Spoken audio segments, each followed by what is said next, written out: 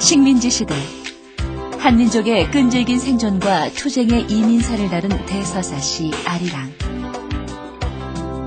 민족의 독립을 위해 피 흘린 이름 없는 민중들의 숭고한 삶과 희생. 아리랑을 통해 드러나는 식민지 시대의 역사적 진실. 작가 조정래가 아리랑에 담긴 올바른 역사 읽기를 소개한다.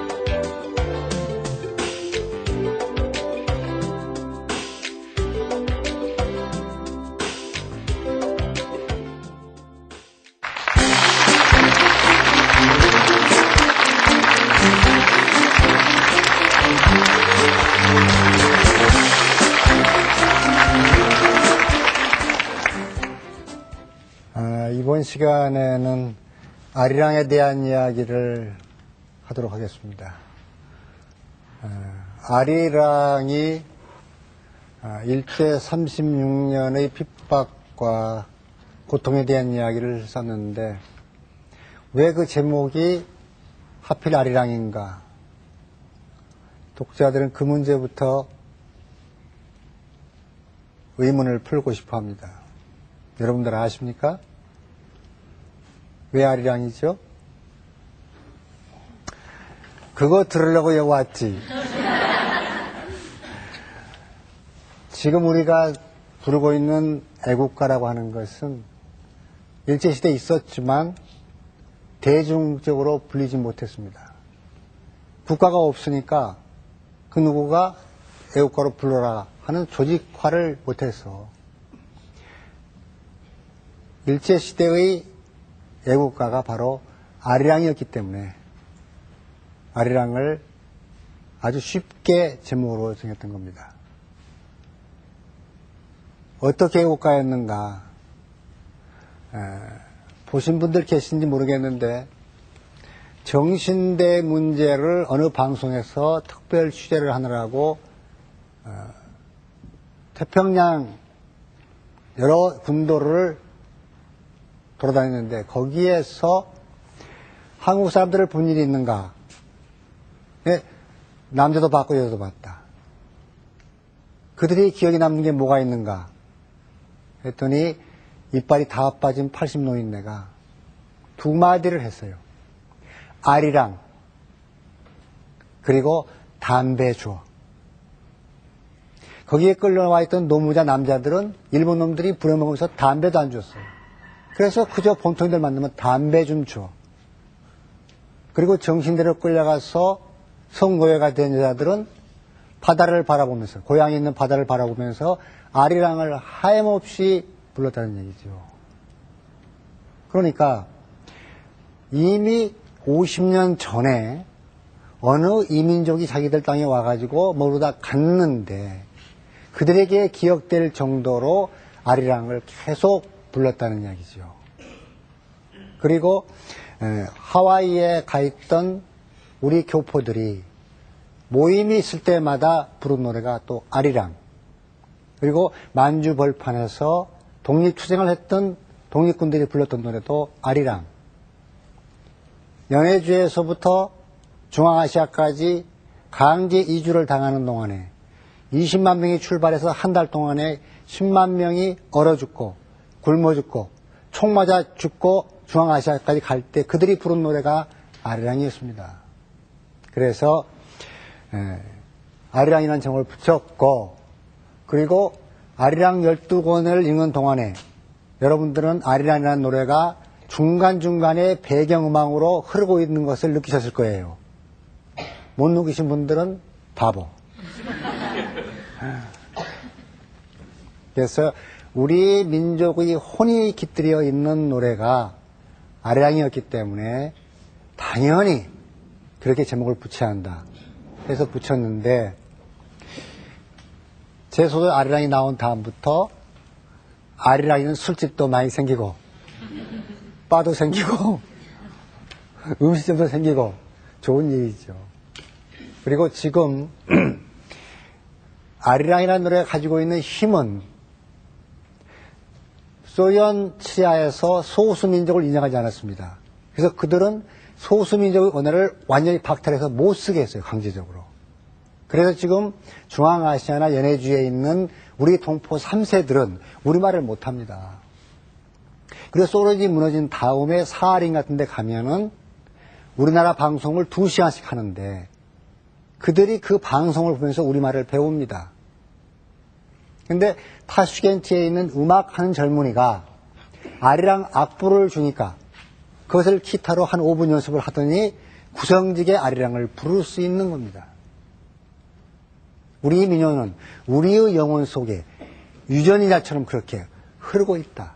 이것을 우리는 전통이라고 하고 민족 동질성이라고 말할 수가 있겠죠.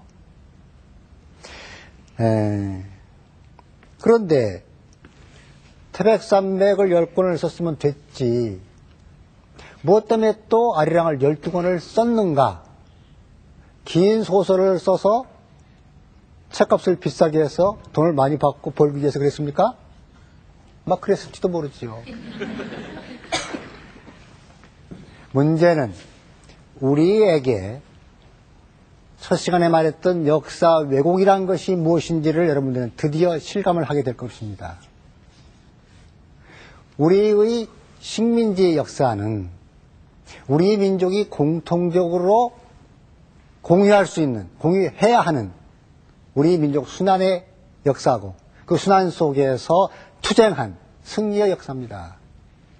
근데 그것이 어떻게 왜곡되었는가? 구체적으로 예를 들어 드릴게요. 자, 지금부터 이 문제 못 맞추면 이제 다 큰일 나죠. 다 맞출 거예요. 여러분들이 역사책에서 배우신 대로 1919년 3.1운동이 일어난 다음에 젊은이들이 만주로 가가지고 미리 가있던 의병 세력과 연합을 해서 독립군단을 형성하게 됩니다. 그리고 상해 임시정부가 만들어졌고 우리는 청산리 전투라고 하는 전투에서 엄청난 승리를 합니다. 그 청산리 전투에서 승리로 이끈 장군이 누굽니까? 아유, 똑똑해. 김좌진입니다. 그러나 여러분들은 정답을 말한 게 아니고 반밖에는 못 맞췄기 때문에 동그라미가 아니고 세모. 또 다른 장군 한 사람이 있었어요. 그 사람 이름은 우리 역사책에서 지워 없애버렸습니다. 그가 누구인가? 홍범도 장군. 그러니까 백두산이라고 하는 거대한 산은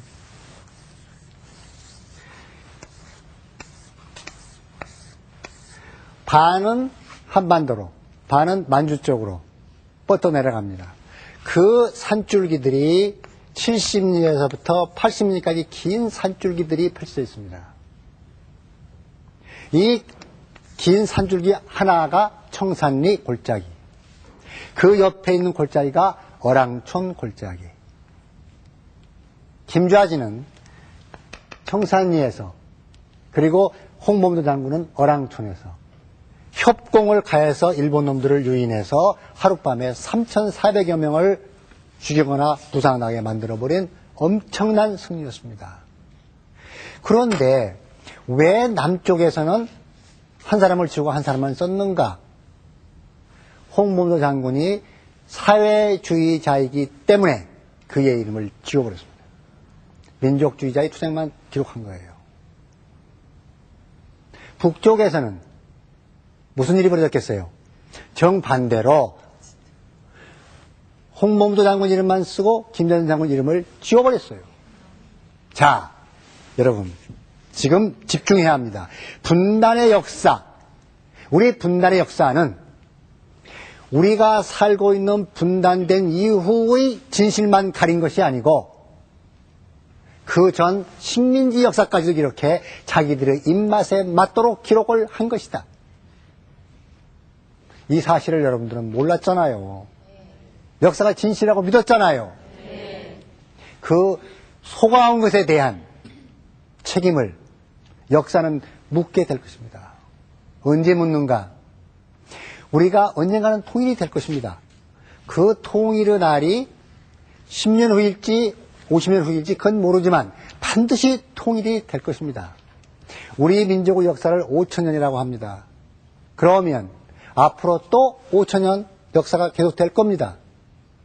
그 장구한 세월 속에 100년 후에는 반드시 통일이 된다는 전제 하에 그때기 살아남아 있는 사람 한 명도 없죠. 있다면 그건 마귀일 거예요. 우리 다 죽은 다음에 우리의 손자 또 그 밑에 손자 세대들이 객관적으로 우리의 역사를 비판하게 될 것입니다. 그때 이러한 남쪽 북쪽 정권 지배 집단들이 만들어 놓은 역사의 암장행위, 역사를 속인 거에 대해서 무엇이라고 말하겠습니까? 잘했다고 박수 보내겠죠? 그렇겠습니까? 엄혹한 비판을 가할 것입니다. 너희들은 사람 새끼들도 아니야 하는 식으로 할 겁니다. 이것이 분단된 우리의 역사가 저지른 만행입니다. 우리 민족이 공유해야 할 역사마저도 자기들의 편익에 의해서 반밖에 보지 못하게 만들어서 우리 민족 성원을 다 반쪽 애꾸눈을 만들어버렸습니다. 이게 역사입니다. 이것을 역사학자들이 작가보다 더 먼저 알아요. 그런데 그것을 연구소에 그렇게 써야 되는데 안 써요. 쓰면 어떻게 돼요? 중앙정부 잡혀가. 저쪽에서는 북쪽에서는 또 무슨 보위 어디 잡혀가. 그래서 아우지 탄광가 감옥 가. 이러기 때문에 양쪽 역사학자들은 직무유기를 해버리는 겁니다. 자기의 할 일을 안 해버리는 거예요. 그것을 지식인의 비겁이라고 하는 겁니다. 그들이 직무유기를 함으로써 저같이 어리석거나 또 반대로 말하면 똑똑한 작가가 해야 되겠다 해서 작가의 먹이가 많이 생기게 되는 거지요. 그들의 덕택이에요. 그래서 그런 식의 역사를 묵인해서는 안 되고 또 여러분들은 우리의 역사를 배우면서 어떻게 36년의 핍박을 받았다는데 안중근 의사 3.1운동에서 유관순 누나 지금 할머니 때는 우리는 계속 누나라고 불러. 누나 좋아요. 그리고 김좌진 그리고 상해임시정부 주석 김구 그러면 없어요. 선생님 기록이 없는 거예요. 여러분들 그 역사를 배우면서 도대체 36년 핍박을 받으면서 우리는 뭐 했냐 하고 의문을 갖지 않았습니까? 그 의문을 가졌어야 하고 그를 질문했어야 합니다. 저는 그때는 국민학교를 했어요. 그 6학년 때 짧게 요약되어 있는 사회생활을 배우면서 그걸 선생한테 질문했었어요.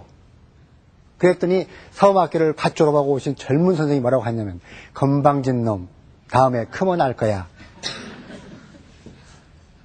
그리고 그와 헤어졌고 그 선생한테는 아무 대답을 못 들은 채 제가 철들어서 역사를 읽으면서 그 의문을 차츰차츰 풀어서 아리랑까지 이르게 된 것입니다.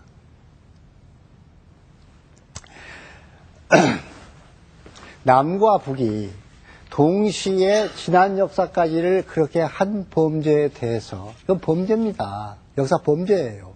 우리 후대들이 비판을 가하되 첫 번째 그런 짓을 한 정권 지배 집단을 매도할 것이고 두 번째는 누굽니까?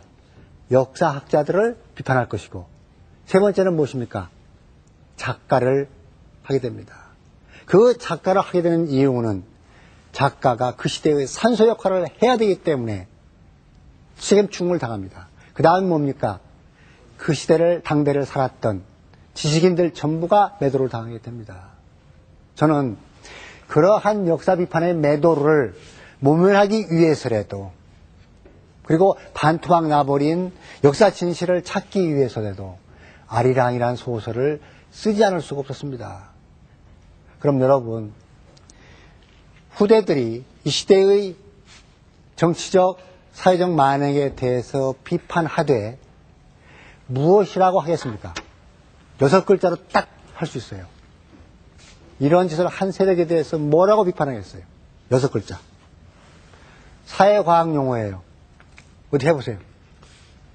틀려도 괜찮아요. 반민족행위 또 반민족행위 5자밖에 안 돼요. 민족 반역 집단이라고 하겠죠.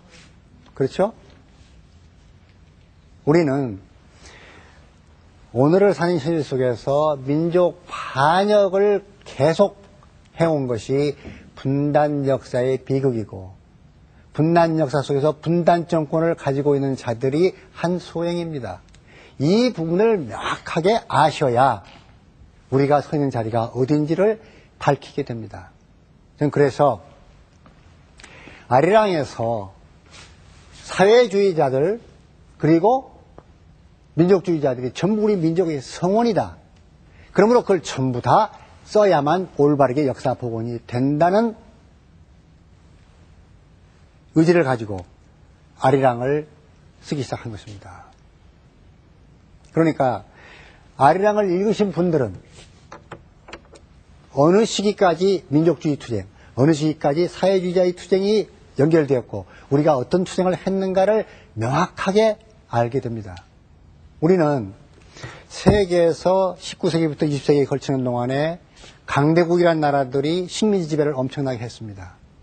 그 나라 중에서 가장 철저하게 열혈적으로 독립투쟁을 전개한 것이 우리나라라는 사실을 우리는 모르고 있었어요. 역사를 속였으니까. 오히려 제3국, 미국이나 프랑스 역사학자들이 연구한 다음에 이렇게 훌륭한 민족도 있는가 하고 감탄을 하는 것이 바로 우리 투쟁의 역사 36년입니다.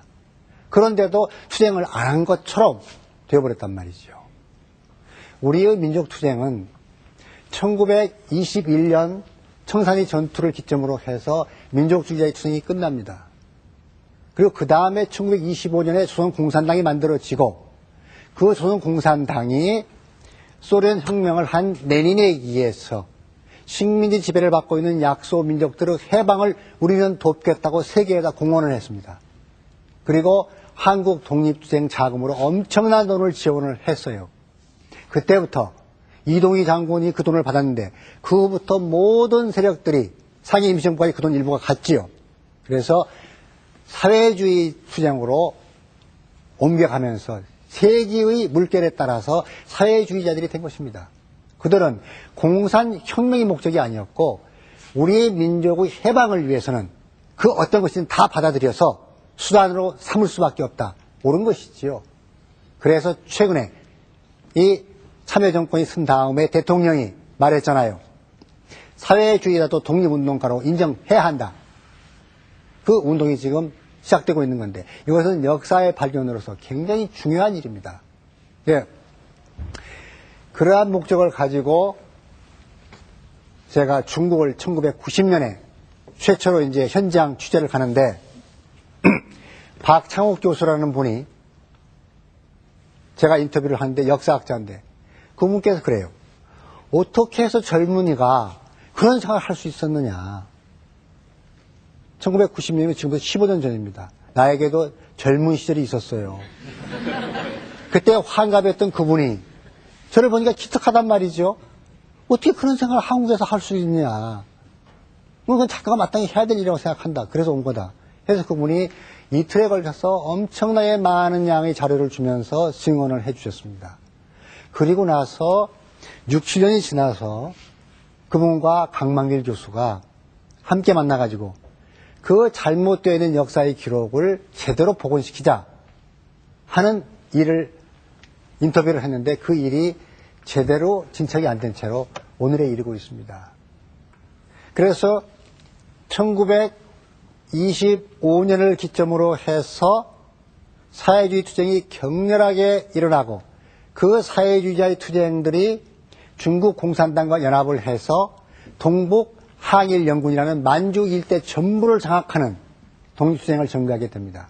그런데 대단히 유감스럽게도 북쪽에서는 사회주의자의 투쟁만을 그렸으되 거기다가 더 해서 김일성이라는 사람이 투쟁한 것을 너무 과대하게 또 확대해서 두 번의 역사 왜곡을 해버리는 또 잘못을 저질렀습니다. 우리는 김일성이가 가짜라고 배웠죠. 그렇게 가르쳤죠. 계속 가짜라고 했습니다. 그런데 만주에 가서 보니까 직접 그 사람 부대에서 싸운 사람들이 있어요. 증언 들었어요. 그리고 이미 10년 전에 미국에서 연구하고 있는 우리 한국 학자들이 그가 가짜가 아니라는 것을 책으로 내기 시작해가지고 서울대학에서 그걸 가르쳤습니다. 교재로 채택을 했어요. 그러니까 우리는 한 문제에 대해서 30년, 40년 동안 진짜를 가짜라고 교육을 받았어요. 이게 분단 상황에서 저질러지고 있는 일입니다. 예, 저는 아리랑을 쓰는 동안에 고발당하고 그리고 아리랑을 쓰면서 또 사회주의자들의 투쟁에 대한 이야기를 또 쓰게 되니 이거 이중으로 또 걸려들지도 모른다. 그 두려움이 있지요. 그런데 김일성이가 진짜다. 그 이야기를 쓰면 너 이리 와. 또 그럴 될 거 아니에요. 이걸 어떻게 써야 되나. 진짜는 진짜인데. 그래서 고심을 하고 며칠을 보내다가 어느 날 문득 이렇게 하면 되겠다고 떠올랐어요. 그 갑자기 떠오르는 생각을 문학에서 뭐라 그래요? 영감. 영감은 갑자기 떠오르는 생각이 아니라 축적되고 축적된 생각이 어느 순간에 이렇게 분출하는 거지요. 그러므로 지속적 사고를 하지 않은 자에게 영감님은 안 이오신다. 덤으로 그냥 얻어지는 게 아니다. 예술적 영감이라고 하는 것은 계속 칼날처럼 영혼을 갈아서 사고하는 자에게만 온다. 예.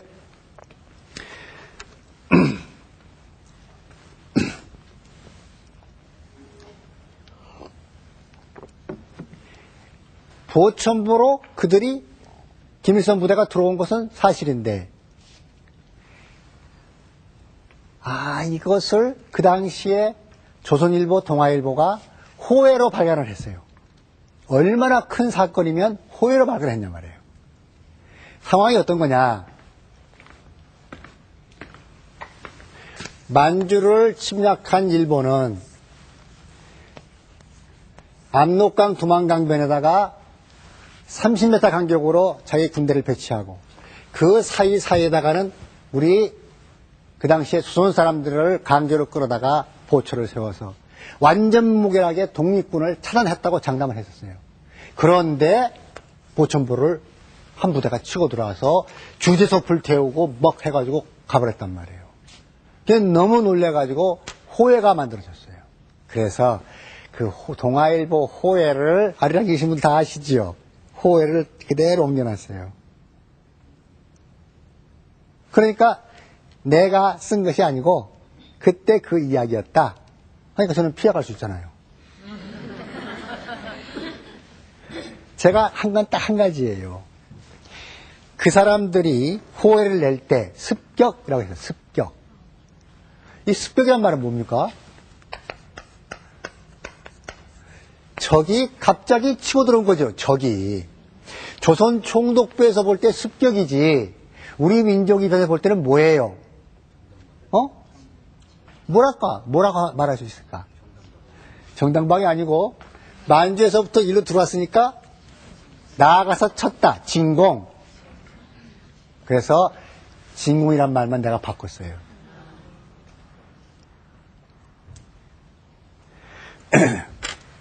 그래서 이 이야기를 엮어내는데 무대가 만주, 러시아, 일본 본토, 하와이, 동남아시아, 그 다음에 태평양 여러 군도, 그게 다 무대입니다. 지구의 반쪽이 무대죠. 그런데 거기를 가지 않으면 안 되죠. 어떤 책에도 현장이 없어요. 사진으로 100번 봐도 현장이 느낌이 안 옵니다. 사진에는 햇볕이 없지요. 바람이 없지요. 땅 냄새가 없지요. 그리고 더 중요한 건 사람이 없어요. 역사를 이렇게 반토막 낸 왜곡한 한 책을 읽어보면 뭔 소용이 있어요.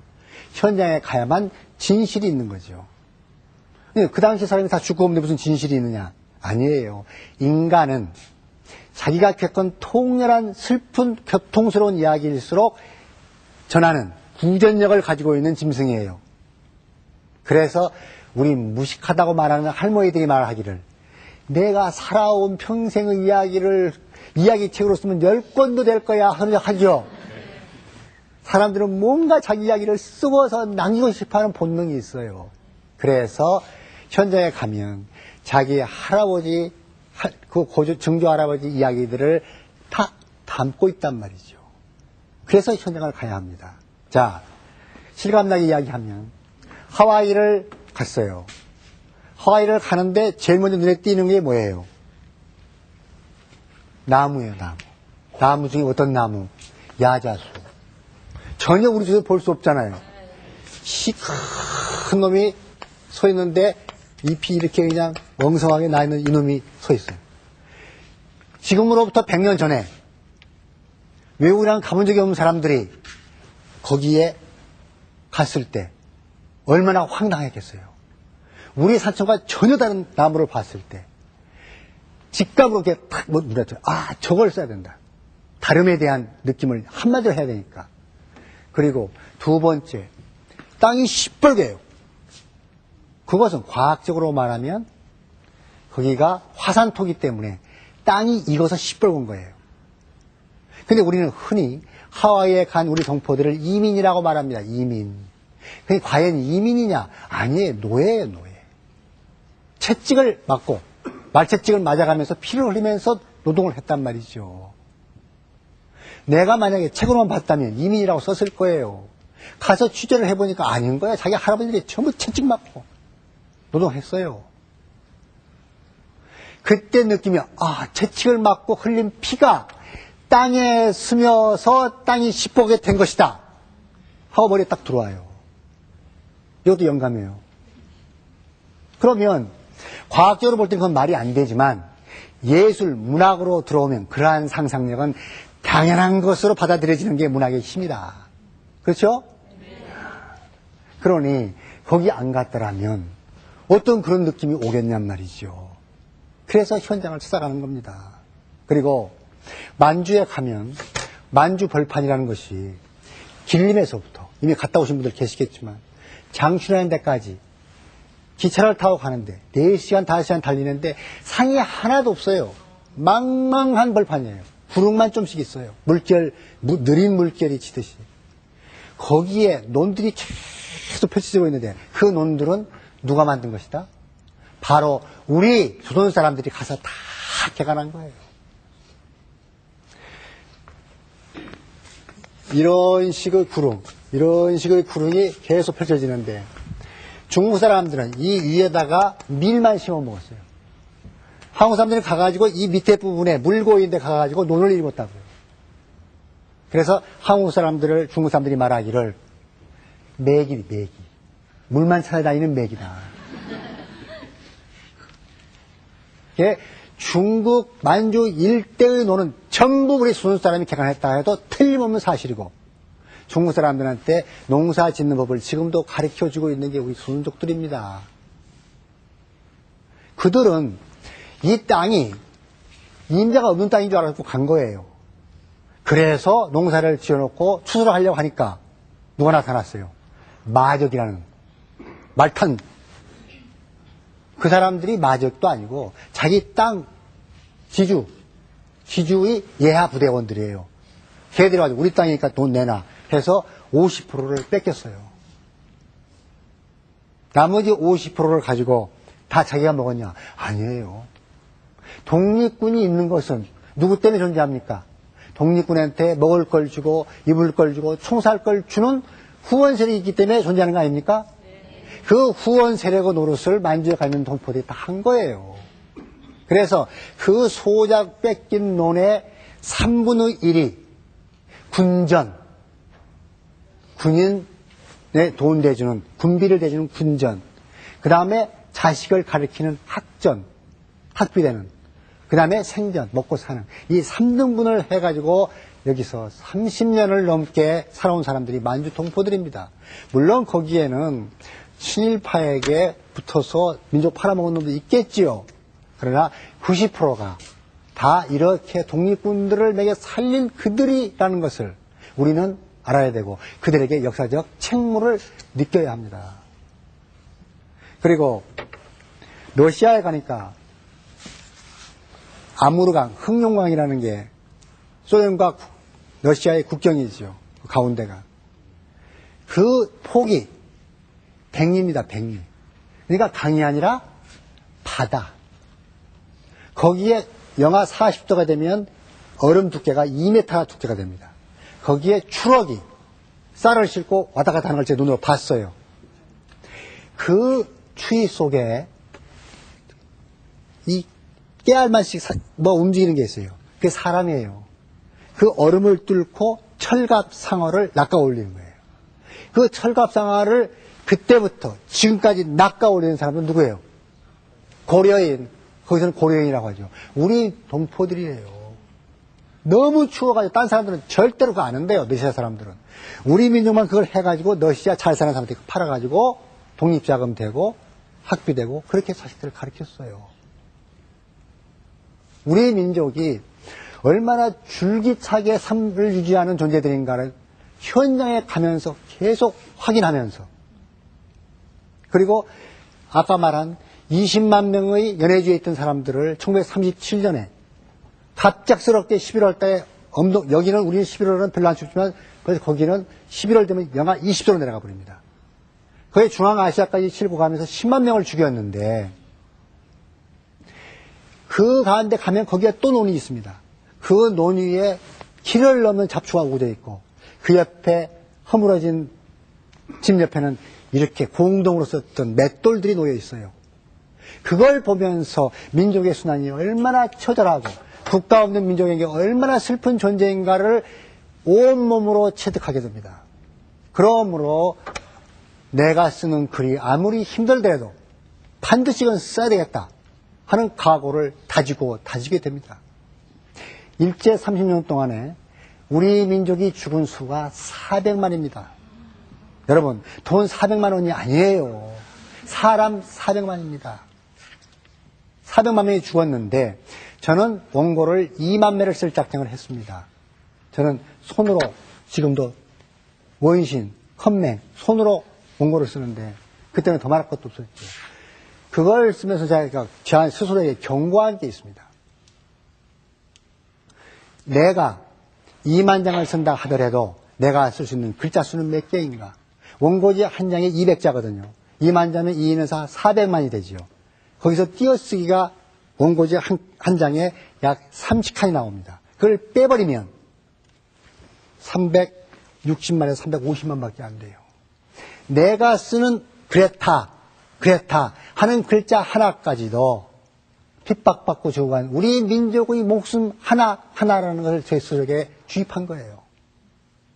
그러므로 글이 안 된다고 술 마시며 적당히 피하고 그럴 수가 없었어요.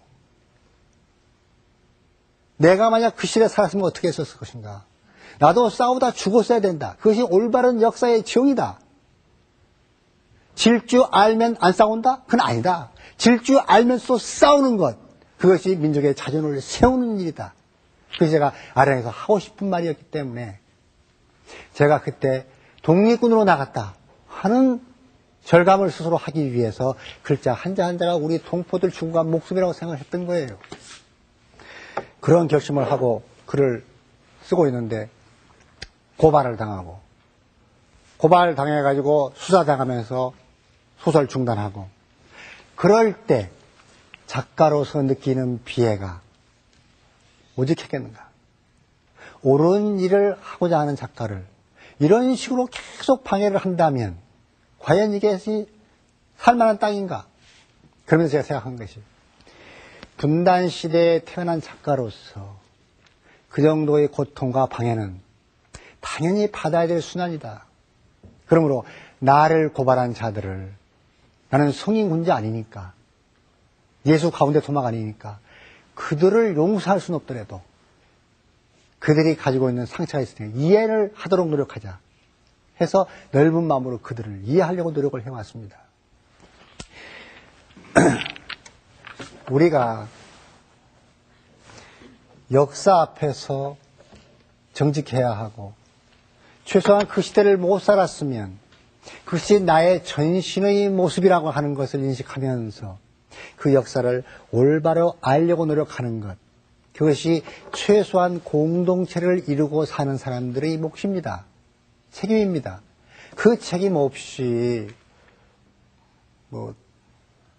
자본주의가 주는 적당한 안락에서 하루하루 배불리 먹고 살고 못 부리고 술도 마시고 그런 것이 인생 아니냐고 판단한다면 우리의 장래는 암담해지겠죠.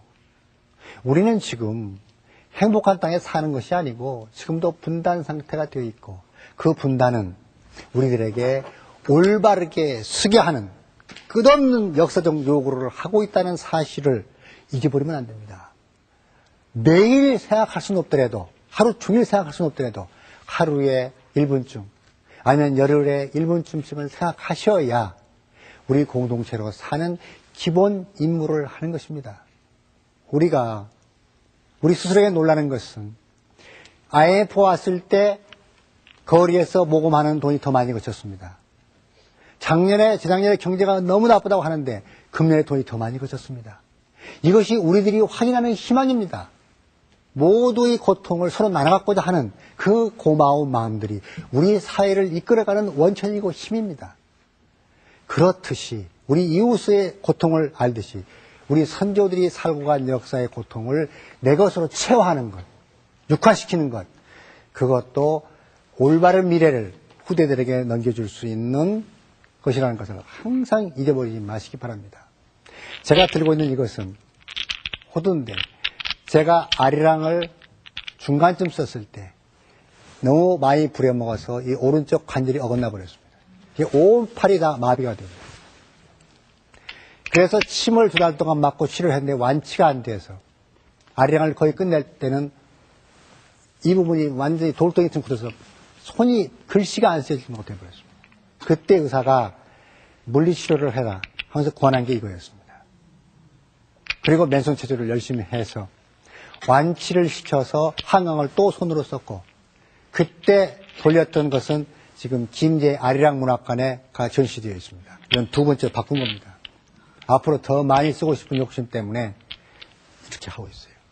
우리가 삶이라고 하는 것이 나 혼자만의 것이 아니다 하는 인식을 우리가 존재케 하는 큰 힘이고 그 힘 속에서 우리가 공동으로 이 사회를 이끌어간다는 것을 잊지 마시고 보다 건강한 생활을 연장하도록 제 얘기 마치겠습니다.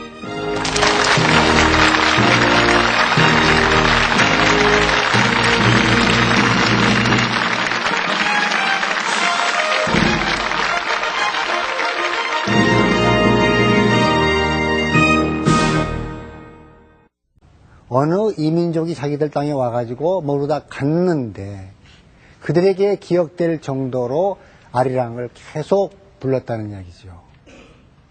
그리고 하와이에 가 있던 우리 교포들이 모임이 있을 때마다 부른 노래가 또 아리랑, 그리고 만주 벌판에서 독립투쟁을 했던 독립군들이 불렀던 노래도 아리랑, 연해주에서부터 중앙아시아까지 강제 이주를 당하는 동안에 20만 명이 출발해서 한 달 동안에 10만 명이 얼어 죽고 굶어 죽고 총 맞아 죽고 중앙아시아까지 갈 때 그들이 부른 노래가 아리랑이었습니다. 그래서 아리랑이라는 제목을 붙였고, 그리고 아리랑 12권을 읽는 동안에 여러분들은 아리랑이라는 노래가 중간중간에 배경음악으로 흐르고 있는 것을 느끼셨을 거예요. 못 느끼신 분들은 바보. 보신 분들 계신지 모르겠는데 정신대 문제를 어느 방송에서 특별 취재를 하느라고 태평양 여러 군도를 돌아다녔는데 거기에서 한국 사람들을 본 일이 있는가? 남자도 봤고 여자도 봤다. 그들이 기억에 남는 게 뭐가 있는가 했더니 이빨이 다 빠진 80노인네가 두 마디를 했어요. 아리랑 그리고 담배 줘.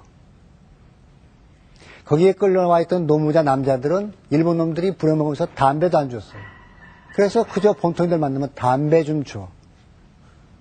그리고 정신대로 끌려가서 성노예가 된 여자들은 바다를 바라보면서, 고향에 있는 바다를 바라보면서 아리랑을 하염없이 불렀다는 얘기죠.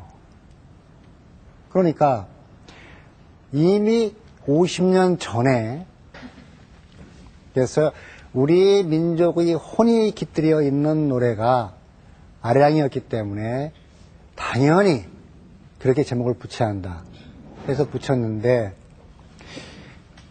제 소설 아리랑이 나온 다음부터 아리랑이는 술집도 많이 생기고 바도 생기고 음식점도 생기고 좋은 일이죠. 그리고 지금 아리랑이라는 노래가 가지고 있는 힘은 소련 치하에서 소수민족을 인정하지 않았습니다. 그래서 그들은 소수민족의 언어를 완전히 박탈해서 못 쓰게 했어요. 강제적으로. 그래서 지금 중앙아시아나 연해주에 있는 우리 동포 3세들은 우리말을 못합니다. 그래서 소련이 무너진 다음에 사하린 같은 데 가면은 우리나라 방송을 2시간씩 하는데 그들이 그 방송을 보면서 우리말을 배웁니다. 근데 타슈켄트에 있는 음악하는 젊은 일제 36년의 핍박과 고통에 대한 이야기를 썼는데 왜 그 제목이 하필 아리랑인가? 독자들은 그 문제부터 의문을 풀고 싶어 합니다. 여러분들 아십니까? 왜 아리랑이죠? 그거 들으려고 여기 왔지.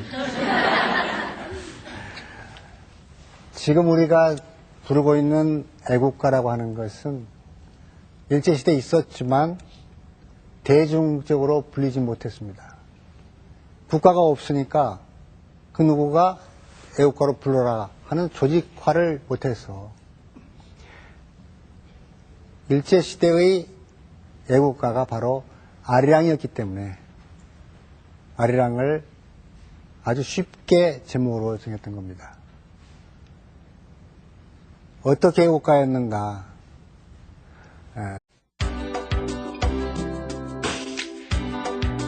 식민지 시대 한민족의 끈질긴 생존과 투쟁의 이민사를 다룬 대서사시 아리랑.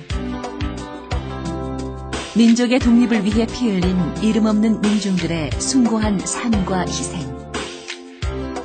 아리랑을 통해 드러나는 식민지 시대의 역사적 진실. 작가 조정래가 아리랑에 담긴 올바른 역사 읽기를 소개한다.